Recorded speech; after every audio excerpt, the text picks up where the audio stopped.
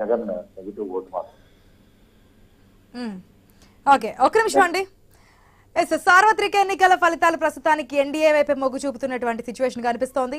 బీజేపీకి చెందిన పలువురు ఆధిక్యంలో కొనసాగుతున్నారు. కొన్ని చోట్ల కాంగ్రెస్ కూడా ఢీకొడుతోంది. వెస్ట్ బెంగాల్లో అత్యధిక స్థానాల్లో బీజేపీ లీడ్ కొనసాగుతోంది.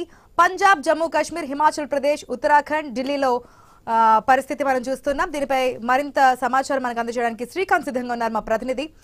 శ్రీకాంత్, ఉత్తర భారతదేశంలో ఎన్డీఏ కూటమి దూసుకెళ్తుంది. ఫలితాల్లో గత ఎన్నికల్లో లాగే ఈసారి కూడా ఉత్తర భారతదేశంలో బీజేపీ కూటమి స్పష్టమైనటువంటి మెజార్టీని చూపిస్తుంది. ఇక పంజాబ్ విషయానికి వస్తే దాదాపు 14 సీట్లలో 5 సీట్లు కాంగ్రెస్కి ఉండగా, అంటే కేవలం ఈ ఉత్తర భారతదేశంలో పంజాబ్లో మాత్రం కాంగ్రెస్కి 5 సీట్లు, అలాగే ఆప్కి 3 సీట్లు.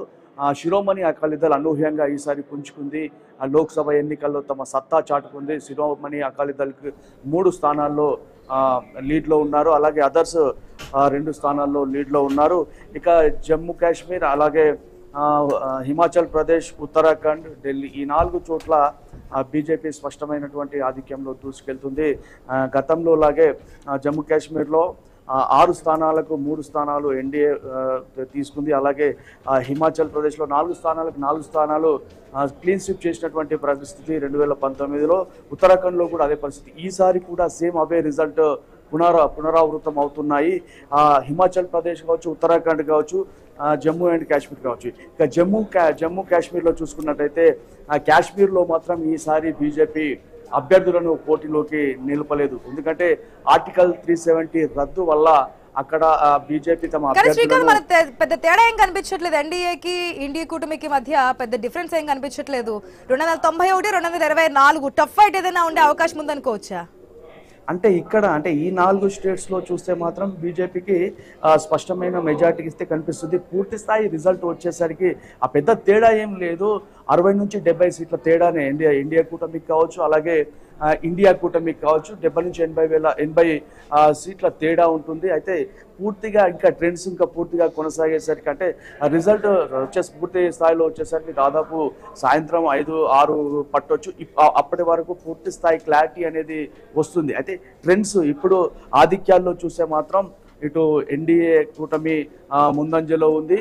అంటే పెద్ద డిఫరెన్స్ లేకున్నా కానీ కాంగ్రెస్ కూడా మరీ అంత తీసిపోకుండా ఇండియా కూటమి గట్టి పోటీనే ఇచ్చిందని చెప్పవచ్చు. ఎందుకంటే ఇంతటి మోదీ మానియా కావచ్చు, అలాగే అయోధ్య రామ్ మందిరం ఎఫెక్ట్ కావచ్చు, ఈ ఆర్టికల్ 370 రద్దు కావచ్చు, అంతర్జాతీయంగా మోదీకి పెరుగుతున్నటువంటి ప్రజాదరణ కావచ్చు, విదేశాల్లో ఇతర దేశాల్లో ఉన్నటువంటి సత్సంబంధాలు మెయింటైన్ చేస్తున్నటువంటి మోడీ ఈ 10 ఏళ్ల కాలంలో తాను చేసినటువంటి అభివృద్ధి కావచ్చు, ఇతర విదేశాలతో పెట్టుకున్నటువంటి సత్సంబంధాలు కావచ్చు, మోడీ ఒక బీజేపీకి ఒక స్టార్ క్యాంపెయినర్గా మోదీ అనేది పదానిపైన ఇటు మనం తెలంగాణ, ఆంధ్రప్రదేశ్లో కూడా చూడవచ్చు. బీజేపీ అనూహ్యంగా పుంజుకుందనే చెప్పవచ్చు. ఇక ఉత్తర భారతదేశంలో ఈ 4 రాష్ట్రాల్లో కూడా బీజేపీకి అయితే స్పష్టమైనటువంటి మెజార్టీ అయితే వస్తుంది.